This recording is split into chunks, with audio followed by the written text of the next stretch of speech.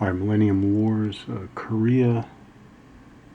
This is going to be recovery and Chinese intervention. Playing the first mission, reunification. This is the start of turn 2, but I'm going to talk about recovery from the end of last turn. So first of all, the last 2 steps or segments of each player turn are the recovery segment and the C4I recovery segment. So recovery segment is this. Players attempt to restore disrupted units to their combat effective status. Basically, this North Korean Airborne Special Forces, this North Korean Airborne Special Forces division is combat effective on its front side with its values showing, etc., etc. Flip it over. Says disrupted. This is the same unit in its disrupted state. That's simple. Alright, so we'll talk about that, but then the second of those last 2 segments, the C4I recovery, is that I guess certain game functions can force a nationality, a faction, their C4I level to drop.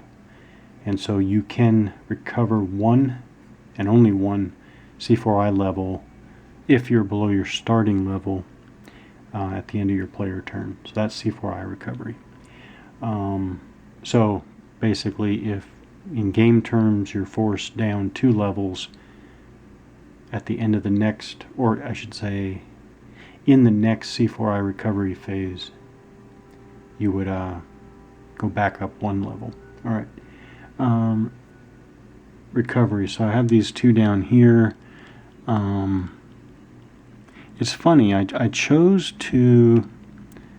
I was overstacked here because of a combat retreat earlier, which disrupted the whole stack of 4 units. Then during movement, I decided to move 2 back in order to get back into the stacking limit for both hexes. Stacking limit is 2 units per hex. But actually, I still can't see anything in the rules that say you have to, at the first opportunity, take care of overstacking. I don't know why you would want to stay overstacked, because you're going to stay disrupted. You're not going to be able to attack. You're going to have all different sorts of penalties for being disrupted. But I expected to see somewhere in the rules something to the effect of, at the next opportunity the player must resolve the overstacking, but I haven't found that yet. But in any case, I did want to resolve the overstacking. So I made 2 stacks. Basically, recovery is a 50-50 chance. There are a couple of modifiers. The one modifier I wanted to mention is this one. If you are not in an enemy zone of control, you get a +1, and higher is better. So it's a 50-50 chance to recover, +1 if you're not in an enemy zone of control, and -1 if you're in a desert or glacier terrain. So basically, these guys got no modifier at all, so it's 50-50 chance. These 2 units that move back are no longer in an enemy zone of control.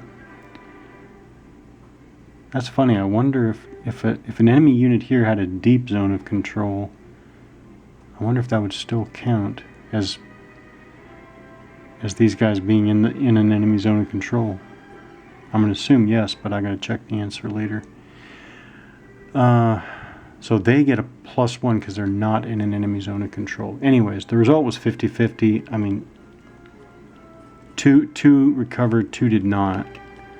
So, and it was actually 1 and 1. So this one did not recover, but the capital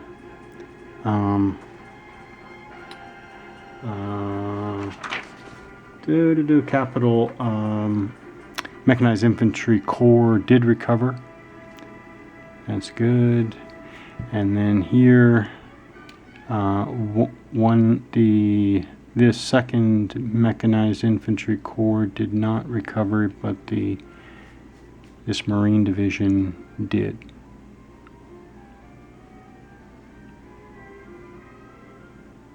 Yeah. Okay, so that's recovery. Let's see if there's anything else. It's pretty straightforward. Yeah. Yeah, recovery procedure. During a recovery segment, check each friendly disrupted unit, including automatically supplied units. Roll 1 die in the recovery table. I have not talked about supply lines yet. Probably should do that soon. This is a great game. I like it all so far. This is some good stuff. A disrupted headquarters unit may attempt to make a recovery attempt if it can trace a strategic line of supply.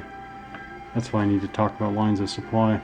Alright, let's talk about Chinese intervention. That's my number 3 up here. Note number 3 to remind me to talk about when these Chinese units come in. So this is the Chinese-North Korean border right here. North of this border on the Chinese side, we've got a couple. Yeah, we got a couple of paramilitary brigades, and we've got several infantry corps, and then the headquarters on the board now. You can bring on quite a few Chinese forces.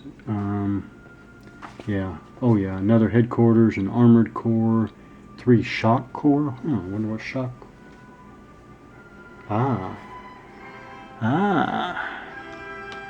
Yeah, these right here.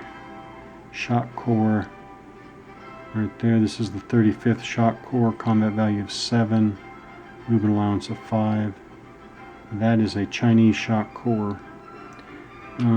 Okay, so have that to look forward to. You can bring on a Marine Division, Airborne Mechanized Infantry, Air Assault Brigade, Cyber Cadre, paramilitary, another paramilitary brigade, and an air move marker. Alright, okay, Chinese intervention. How do they come in? So this is a mission special rule. China starts the game as neutral. Neither player's units may enter China nor attack into Chinese hexes until China becomes a belligerent. The North Korean player may bring China into the war as a belligerent under the following conditions, and there are two conditions. 1, on any turn starting with turn 1, but not as part of initial deployment. Oh, okay. You just do that. On any turn, starting with turn 1. But this shifts the political index 30 points in favor of the South Koreans, so that would be, yeah, that's pretty hefty. The political index right now, to remind you, is at 39, so that favors the second player. That's in favor of the South Korean side. The second condition is if any NATO land unit of division size is in North Korea, excluding headquarters. Oh. Okay, I need to pay attention to that. Here's the North and South Korean border here. So actually, need to be careful there. So I could cross there, I could cross there, I could push these guys back in advance into North Korea there. Huh.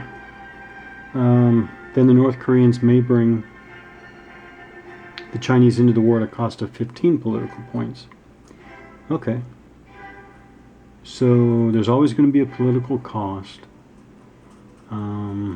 If you wait for NATO to come north of the border, then it's cheaper to bring the Chinese in. So let's see, NATO. Oh, okay, so there are, obviously, I wanted to make sure, but there are smaller than division-sized NATO units. So this 2nd Air Assault Brigade, Airborne Air Assault Brigade, also has a deep ZOC, ignores ZOCs, is airland capable, airland battle capable, airland capable, and has the raid force recon, or recon force raid capability.